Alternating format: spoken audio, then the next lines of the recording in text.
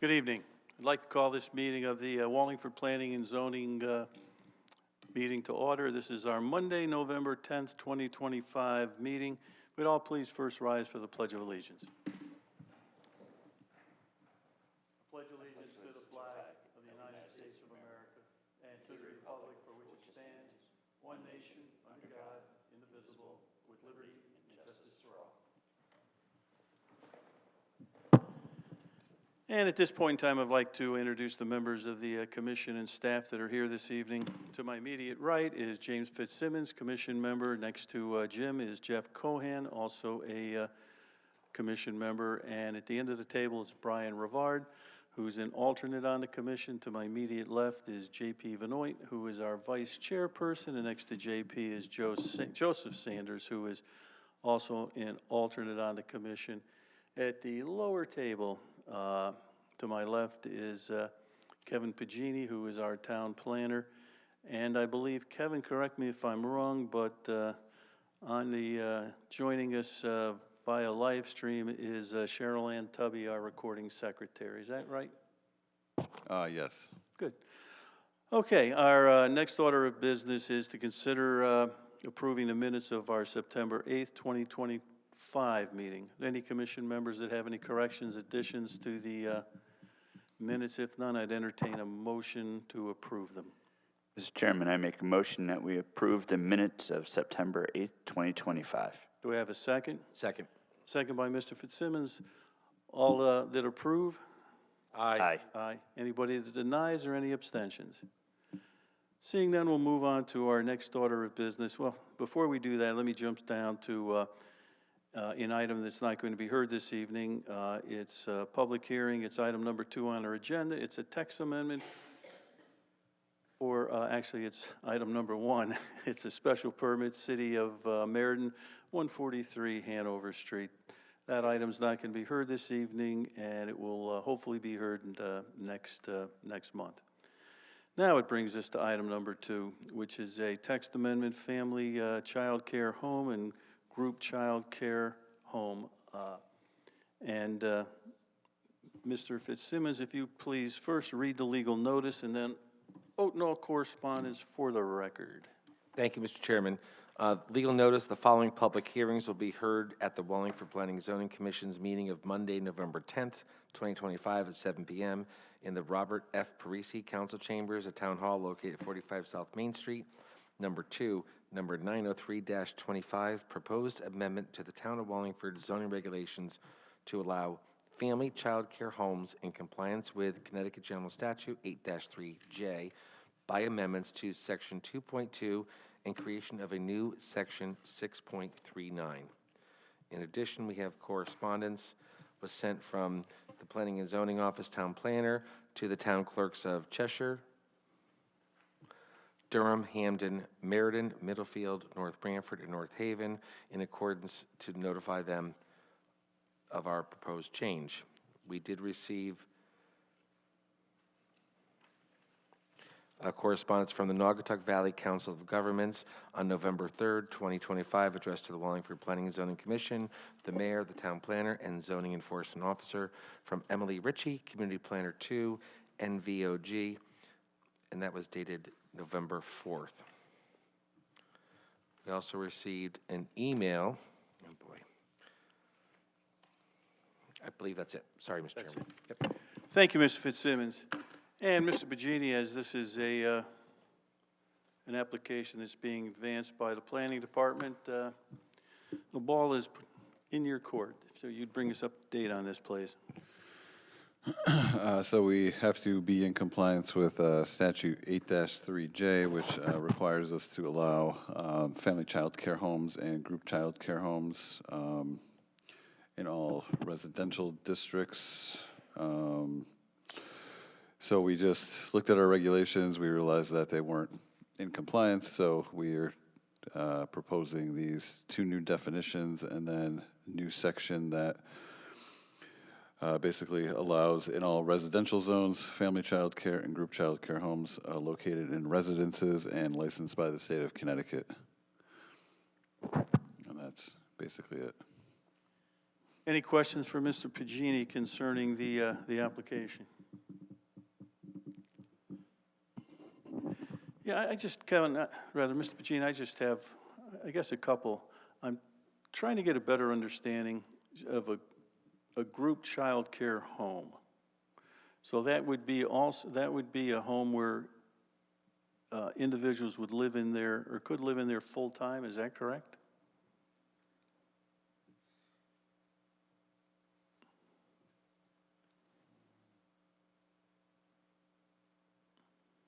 It just says a regular basis. I don't know if that would be, I guess that would be full-time. So they would have to, it would be not less than 7 or more than 12, related or unrelated on a regular basis. Correct.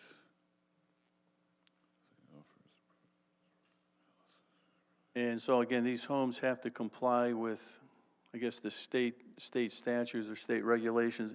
And I take it the state, they license them and then they're responsible for doing periodic inspections, is that? Or who does the inspections? The state does the inspections. I'm not sure of the exact process, but I know they have to be licensed, and I don't know how periodic it is, though. But they do have to be licensed. And Okay. Anyone else? Mr. Fitzsimmons. Thank you, Mr. Chairman. Following up to your question, the group child care home does state under B, except that it operates in a facility other than a private family home. So could it be in a commercial strip, for example, a group child care home, if it's not in a private family home?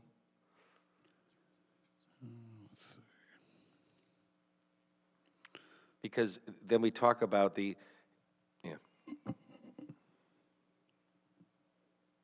only because the new section B does say homes located in residences and licensed by the state. And this, under the definition of group child care homes, it says other than a private family home. So just looking for clarification. yeah, it's directly from the state definitions. I'm not sure the exact. Does Corporation Council have anything to say about this? I'm not exactly sure about. I didn't bring that file with me here. I mean, we had discussions about it. Oh, name and address, Oh, please. sorry. Janice Small, Corporation Council. You know, the whole purpose of creating the language was to bring us into compliance with the statute. So honestly, I didn't look at that. We worked on that a couple of weeks ago. So I know I've looked at the language and satisfied that it meets what we're required to do. And this is purposely done to clean up that language. They do have to be licensed through the state with the various requirements that they have. But other than that, because I didn't review that before tonight. So I don't have any other comments on that. So basically, though, as far as what we're looking to approve here would mirror what the state would require, is that, or what the state requires, is that correct? Yes, what the state requires and the regulations have to be brought in compliance with that statute. So this does everything to bring us into compliance, and it doesn't do any more than that? Correct. It doesn't add anything Correct. additional on that, correct? Correct. Okay. Thank you. Anyone else? Mr. Rivard. Just for the purposes of the commission here, I mean, I did just pull this up, the state statute. There are various other types of facilities and care defined within the statute. Night care gets defined, whether it's an overnight type situation, and all those other things. So I think as long as we've got referenced here that it's got to be licensed and it's got to meet the statute contents, it's probably sufficient. You know, we probably just need to pay attention to it if the state statute changes, because it's not all encompassed within our regulations. Thank you.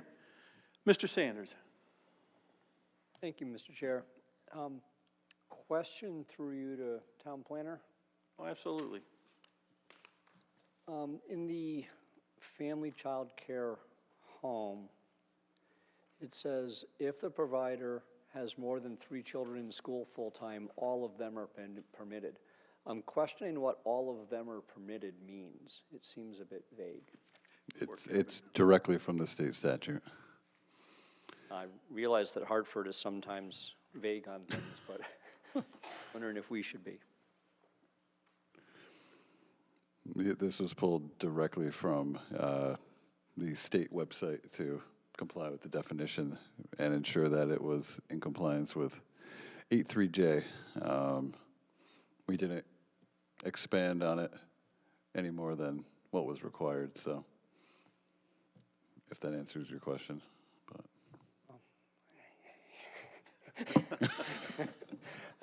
One of the things that occurred to me as we discussed this in some of the questions is, let's say just for sake of discussion, that you have a blended family where there are 6 children, perhaps 7 children, all below school age.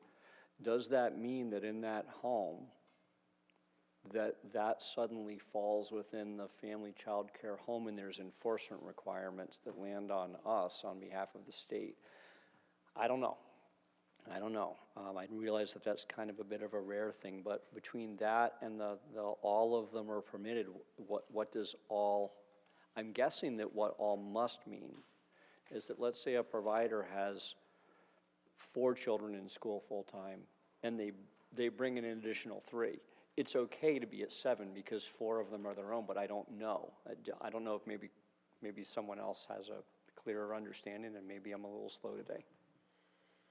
Thank you, Mr. Oh, yeah, you're welcome. I don't believe you're a little slow today, because I suspect some of us have that same question. But I guess to begin with, Mr. Bugini, we require to have this, to approve this by December 1st, is that correct? Yes. Yeah. I guess my position on this is, or my take on it is, that if this regulation adheres closely or mirrors or is exactly what the state of Connecticut requires, that I feel comfortable approving this. However, I think that the town needs to gain some clarification on some of the questions that have been asked. So when we do have an application that comes before us, we don't have any ambiguity or any questions of exactly what what's permitted and what the requirements are, and kind of addresses your questions, Mr. Sanders. But as far as looking to continue this because we want further clarification on what's in here, I certainly wouldn't be in favor of that. I think if it adheres to the state statute, I think that we perhaps just need to give a little bit more clarity. The town needs to have a bit more clarity as far as some of the issues that were brought up here. That's just kind of my opinion. Anyone else? This is a public hearing. Are there any members of the public that would like to come before and ask any questions or give any comments? Seeing none, I'll bring it back to the commission for first, Mr. Bugini, any final comments you may have? No, but we could definitely gain more clarification on certain questions that were asked tonight. Good. All right, at that point in time, if there's no further questions from commission members, I'd entertain a motion to close the public hearing. Mr. Chairman, I make a motion that we close the public hearing for application 903-25, text amendment, family, child care home, and group child care home.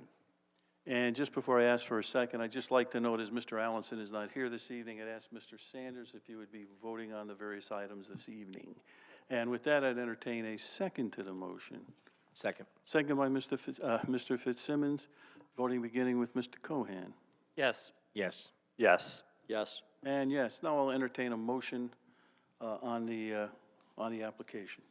Mr. Chairman, I make a motion that we approve application 903-25, A zoning text amendment to Section 2.2 in addition of Section 6.39 to comply with CGS 8-3J on language dated October 9th, 2025, because it brings our zoning regulations into compliance.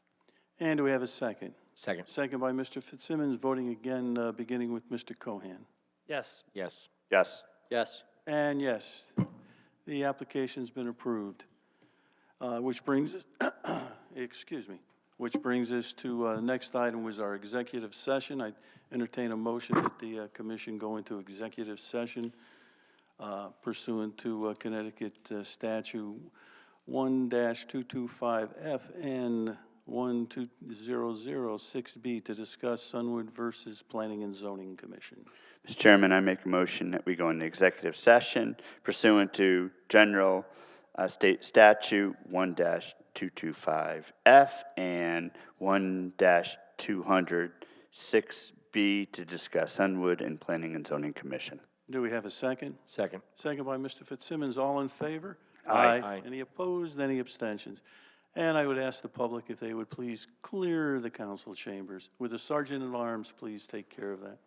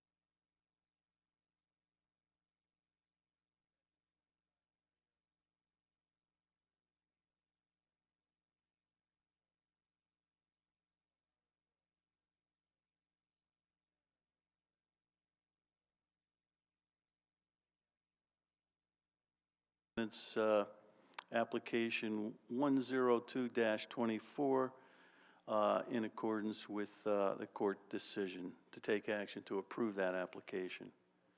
So at this point in time, I'd ask if there's any discussion, but first, if there's a motion.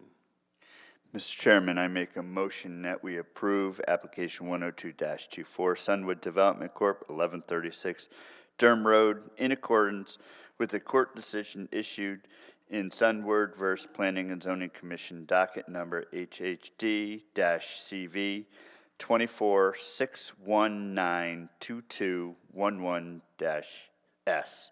Approval for a re-subdivision and site plan approval request for Sunwood Development Corp. under General Statutes 8-30G to construct a 13-lot residential development at 1136 Durham Road on plans entitled The Cozy Corner at 8-30G subdivision, dated January 24th, 2024, and revised to July 1st, 2024, subject to 1, all comments from the Fire Marshal's office, 2, all comments from the town planner, 3, all comments from the town engineer, Allison Kapuscinski, exception those comments relating to the intersection separation distance, which were overruled by the Superior Court. 4, all comments from Scott Shipman, Senior Engineer, Water and Sewer Division. 5, all comments from the Environmental Planner, Aaron O'Hare. 6, memo from the Chief of Police dated 8/9/2024. 7, memo from the Acting Fire Chief dated 8/9/2024. 8, submission of draft covenants for all easements associated with this subdivision to Wallingford Town Planner prior to the issuance of any building permits, including but not limited to declaration of covenants and restrictions for the storm drainage system, drainage easement in favor of all the proposed homeowners association, declaration of private sanitary sewer easements and electrical easements, declaration of sightline easements, and declaration of snow storage easement. 9, all final easements must be filed and approved by the town prior to any lot being sold or issuance of a certificate of occupancy. 10, that the town engineer and town planner are notified when construction is to begin. 11, inspection of all erosion and sediment control by the environmental planner and the town planner before construction is commenced. 12, an erosion and sediment control bond in the amount of $35,500. 13, a road improvement bond in the amount of $357,000 posted in accordance with Connecticut General Statute 8-25. If the applicant posts the bond in accordance with Statute 8-25D1, the following language shall be added to the stamped subdivision plan filed on the land records. No lot shall be transferred to a buyer before any required financial guarantee is posted or before the approved public improvements and utilities are completed to the reasonable satisfaction of the commission or its agent. 14, bond for electrical utilities to be determined by and posted with the Wallingford Electric Division. 15, final affordability plan forwarded to the Planning and Zoning Office. And 16, 6 copies of the approved final plans forwarded to the Planning and Zoning Office. Do we have a second on the motion? I will second. Second by Mr. Cohan. Any discussion on the motion? Seeing no discussion at this point in time, I entertain we vote on the motion, beginning with Mr. Cohan. Thank you, Mr. Chairman. I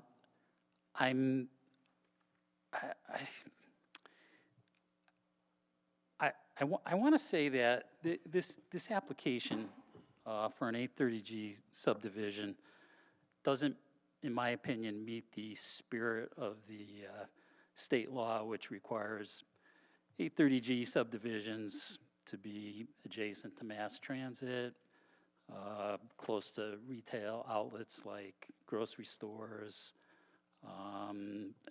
town center amenities like libraries. However, based in accordance with the court decision issued in this case, Sunwood versus this commission, I'm really bound to vote yes on this application. Mr. Chairman, similar, being ordered by the judge and the court's decision, I too will be voting yes as required by the court. Yes.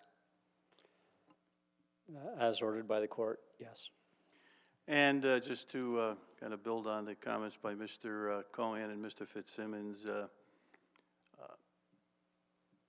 this is, I've been on this commission for quite some time. There's been, applications that certain that I've approved, that I felt certainly complied very, very stringently to our regulations. There's other ones that I approved that didn't really agree with, but based on the regulations, I felt compelled to approve them.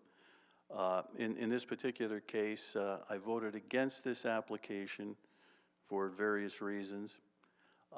However, the court has essentially overruled the decision by this commission and agreed with or granted the appeal by the applicant.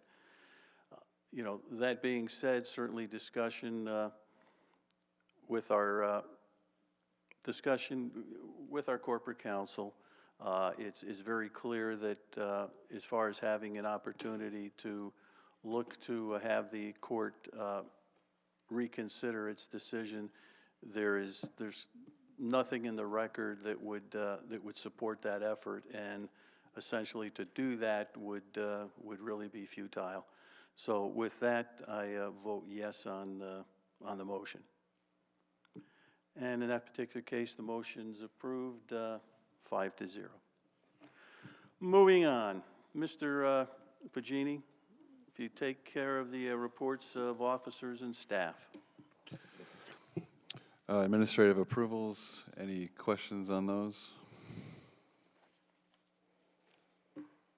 Then moving on to ZBA October decisions, any questions on those? And the ZBA notice for January.